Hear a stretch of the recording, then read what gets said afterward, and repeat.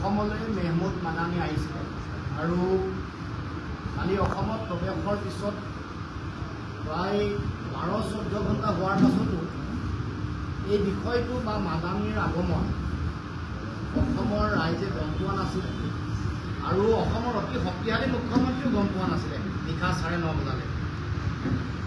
আৰু আমি আগৰ পৰাই মেহমুদ মাদানী বা ছৈয়দা হামিদ এইসকলৰ সাম্প্ৰদায়িক এজেণ্ডাৰ কথা কৈ আহিছিলোঁ আৰু হিমন্ত বিশ্ব শৰ্মাই বদৰুদ্দিন আজমলক বিগত সময়ছোৱাত ব্যৱহাৰ কৰি সাম্প্ৰদায়িকতাৰ বিষবাস্তু অসমত সিঁচিছিল। কিন্তু যোৱা লোকসভাৰ পিছৰ পৰা বদৰুদ্দিন আজমল কামত নিদিয়া হৈছে। বদৰুদ্দিন আজমলক অসমৰ ৰাইজে বিজেপিৰ এজেণ্ট, বিজেপিৰ বি টিম বুলি গম পোৱাৰ পাছত এতিয়া অসমৰ মুখ্যমন্ত্ৰীয়ে বাহিৰৰ পৰা সাম্প্ৰদায়িকতাৰ এজেণ্টক আমদানি কৰিছে। আমি কৈছোঁ, আমাৰ দলে কৈছোঁ, এই সাম্প্ৰদায়িকতাৰ এজেণ্টসকলক অসমৰ মুখ্যমন্ত্ৰীয়ে আউটচোৰ্চিং কৰাত লাগি গৈছে। যোৱাকালি মেহমুদ মাদানী অসমত প্ৰৱেশ কৰিছে কোনফালে আপোনালোকে জানে, যে শ্ৰীৰামপুৰৰ গেটেৰে। এনেই গোৱালপাৰালৈ যাবলৈ হ'লে গুৱাহাটী বৰঝাৰ বিমানবন্দৰৰ পৰা 125 কিলোমিটাৰ, 2 ঘণ্টা সময় লাগে। বাগডোগৰা এয়াৰপৰ্টত অৱতৰণ কৰাৰ পাছত বাগডোগৰাৰ পৰা গোৱালপাৰা পাবলৈ 350 কিলোমিটাৰ আৰু 7 ঘণ্টা লাগে। আৰু আপোনালোকে জানি আচৰিত হ'ব যে শ্ৰীৰামপুৰ গেটত সোমোৱাৰ পিছৰ পৰাই নিৰাপত্তাৰক্ষীয়ে এস্কৰ্ট দি আনি গোৱালপাৰা পোৱাইছিল। আৰু গোৱালপাৰাত আহি তেওঁলোকে ক'ত আছে, আল চালাম বুলি যিখন হস্পিটেল আছে তাৰ পিছফালে য'ত আজমল ডাঙৰীয়া নিজে থাকে গোৱালপাৰালৈ গ'লে, তাত বাহৰ পাতিছে। আৰু গোটেই বিষয়টো যেতিয়া আমি 8:30 বজাত আমি গোটেই বিষয়টো উত্থাপন কৰিলোঁ, সংবাদ মাধ্যমলৈ আমি আমাৰ বাতৰি আমি প্ৰেৰণ কৰিলোঁ, আমাৰ প্ৰতিবাদ প্ৰেৰণ কৰিলোঁ যে 144 ধাৰা এতিয়া কিয় নিদিয়ে, এতিয়া মেহমুদ মাদানী কিয় কৰায়ত্ব নকৰে, তেওঁক কিয় শ্ৰীৰামপুৰৰ পৰা নিৰাপত্তাৰক্ষী দি এক ৰাজআতিথ্য দি গোৱালপাৰালৈ লৈ নগ'ল।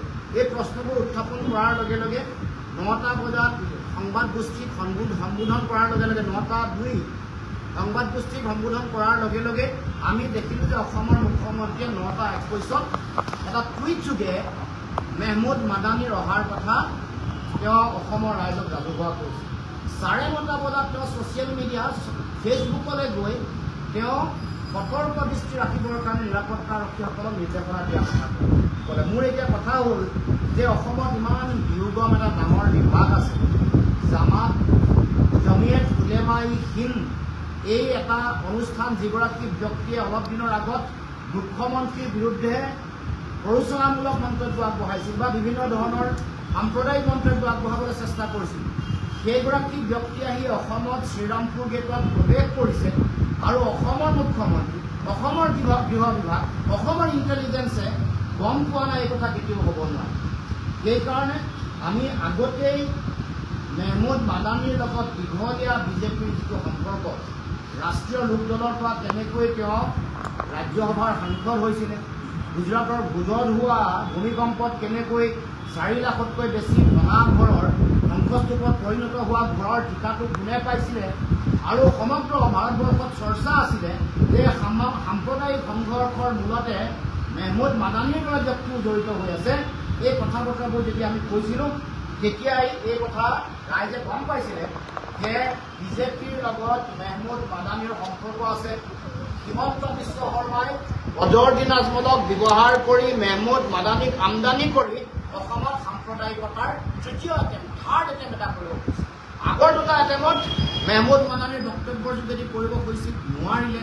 ছেকেণ্ড এটেম্প ছৈয়দা হামিদৰ কথা বতৰাৰ পিছত অসমতো ক'লে, দিল্লীতো ক'লে, ছেকেণ্ড এটেম্পতো নোৱাৰিলে। ৰাইজে সকলোৱে এটা যুক্তিৰে, এটা বিজ্ঞানসন্মত আৰু গণতান্ত্ৰিক দৃষ্টিভংগীৰে গোটেই কথাটোৰ আঁকি গুৰি ক'ত এইবোৰ বিশ্লেষণ কৰাৰ ফলত কোনো ধৰণৰ কথা পৰিৱেশ সৃষ্টি নহ'ল, সাম্প্ৰদায়িক পৰিৱেশ সৃষ্টি নহ'ল। এতিয়াও যোৱাকালি মেহমুদ মাদানীয়ে এই গোটেই ঘটনাবোৰ যেতিয়া দেখিলে, যোৱাকালি য'ত আছিলে মানে যিখন চিকিৎসালয়ৰ পিছফালে আজমল চাহাবৰ আতিথ্য, সেইখনৰ পৰা নিশাই তেওঁ ওলাই আহিছে। এনেই গুৱাহাটীৰ য'ত সংবাদমেল আয়োজন কৰিছে তালৈ 2 ঘণ্টা সময় লাগে। এয়াৰপৰ্টৰ কাষতে 10 বজাত সংবাদমেল, 7 বজাত আহিলেও 9 বজাত পায়, কিন্তু নিশা 3 বজাতে ওলাই আহিছে যাতে এই বিষয়টোত যাতে জনৰোষৰ বলি নহয়, সাম্প্ৰদায়িকতাৰ পৰিৱেশৰ বিৰোধিতা কৰিলে যাতে তেওঁলোকে বিৰোধিতাৰ সন্মুখীন হয়। আৰু এই গোটেই ব্যৱস্থাটো অসম চৰকাৰে কৰি দিছে, এইকাৰণে কৰি দিছে কাৰণ তেওঁলোকে নহ'লে সাধাৰণতে 144 ধাৰা দি মানুহক যাবলৈ নিদিয়ে এই ঠাইলৈ। প্ৰথম। দ্বিতীয়, যিটুকুৰা ঠাইলৈ গৈছে, 2খন ফটো আপোনালোকে সকলোৱে সংবাদ মাধ্যমত প্ৰকাশ কৰিছে, 2খন ফটো য'লৈ গৈছে তালৈ কোনো মানুহকে যাবলৈ দিয়া নাই। তালৈ আনকি সাহায্য দিবলৈ যোৱা মানুহ বা আনকি সাহায্য দিবলৈ যোৱা মানুহকো তালৈ পুলিচে যাব দিয়া নাই, ঘূৰাই পঠাইছে। কিন্তু মেহমুদ মাদানী কিয় দিলে, কেনেকৈ পাৰিলে? মুখ্যমন্ত্ৰীক এই প্ৰশ্নই কৰিব খুজিছোঁ। আৰু সেইকাৰণে এতিয়া এই কথাটো যেতিয়া এক্সপ'জ হ'ল, মুখ্যমন্ত্ৰীৰ ষ্টাফক বাহিনী, তথাকথিত মুখ্যমন্ত্ৰী যিসকলে মানে তেওঁক বেক কৰে, তেওঁক প্ৰটেকশ্যন দিবৰ কাৰণে উঠি পৰি লাগিছে, কিছু সংবাদ গোষ্ঠীও এই কথাটোক তেওঁলোকে এটা বেলেগ দৃষ্টিভংগী দিবলৈ উঠি পৰি লাগিছে। আমাৰ মৌলিক প্ৰশ্ন, 144 ধাৰা কিয় প্ৰয়োগ নকৰিলে, কিয় কৰায়ত্ব কৰিব নোৱাৰিলে, কিয় তেওঁক নজৰবন্দী বা গৃহবন্দী কৰি ৰাখিব নোৱাৰিলে?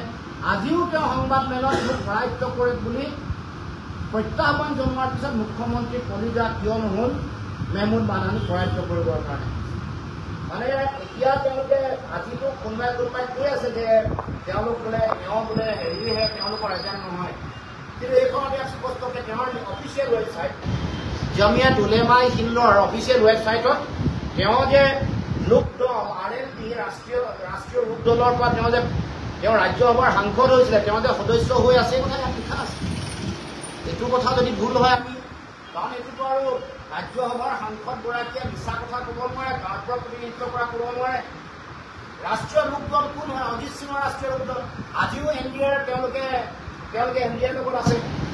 আৰু ভয়াৱহ ফটো আহি আছে, প্ৰধানমন্ত্ৰীৰ লগত কি সম্পৰ্ক, কেনেকৈ গাড়ীত গৈছিলে, ক'ৰ পৰা নামিছিলে, এইবোৰ ফটো আহি আছে। এইবোৰ যেতিয়া হ'ব এখন এফিডেভিট, এখন তেওঁ দিয়া এফিডেভিট যেতিয়া ৰাজ্যসভাৰ যেতিয়া তেওঁ সাংসদ হৈছিলে, এইখনো আপোনালোকে পঢ়ি ল'ব পাৰে, চাই ল'ব পাৰে। ইয়াত কিমান চনত 2006 চনত কেনেকৈ উত্তৰ প্ৰদেশৰ পৰা তেওঁ আবেদন কৰিছিলে। গতিকে এই দুয়োটা তেওঁৰ এফিডেভিটখন আৰু তেওঁৰ ৱেবছাইট অফিচিয়েল জামিয়াত উলেমাই হিন্দৰ অফিচিয়েল ৱেবছাইটলৈ গ'লে এইটো জলপট্টতকৈ প্ৰমাণ হৈ যায় যে মেহমুদ মাদানী বিজেপিৰ এজেণ্ট। অসমৰ মুখ্যমন্ত্ৰীয়ে বদৰুদ্দিন আজমলক ব্যৱহাৰ কৰি বদৰুদ্দিন আজমলৰ যোগেদি মেহমুদ মাদানীক আমন্ত্ৰণ কৰি আনি সাম্প্ৰদায়িকতাৰ বিষবাস্প বিয়পাব খুজিছে। যোৱাকালি সংবাদ মাধ্যমক মই ধন্যবাদ জনাইছোঁ, তেওঁলোকে এটা প্ৰেছাৰ সৃষ্টি কৰিলে, গোটেই বিষয়টো পৰিৱেশন কৰিলে। গাড়ী নম্বৰ হ'ব, কাৰ গাড়ী, কোন বাটেদি আহিছে, নিৰাপত্তাৰক্ষী কেনেকৈ আহিছিলে, বা ক'ত 9 বজাত এৰাই দিয়া হ'ল, কোনটো সাংসদৰ উপস্থিতি সভা হ'ল, ক'ত সভা হ'ল, মাৰ্কোজ কোনটো মাৰ্কজত হ'ল, এইবোৰ সকলো কথা কোৱাৰ পাছত এটা হেঁচা পৰি জনগণৰ এটা, অসমৰ ৰাইজৰ এটা হেঁচাত আজি মেহমুদ মাদানীয়ে সাম্প্ৰদায়িকতাৰ বিষবাস্প বিয়পোৱা ঘৃণামূলক, উচতনিমূলক কোনো ধৰণৰ কথা বতৰা ক'ব নোৱাৰিলে, কোৱাৰ পৰা বিৰত থাকিবলৈ বাধ্য হ'ল। তাৰ কাৰণে সংবাদ মাধ্যম আৰু অসমৰ জনগণক মই আন্তৰিকতাৰে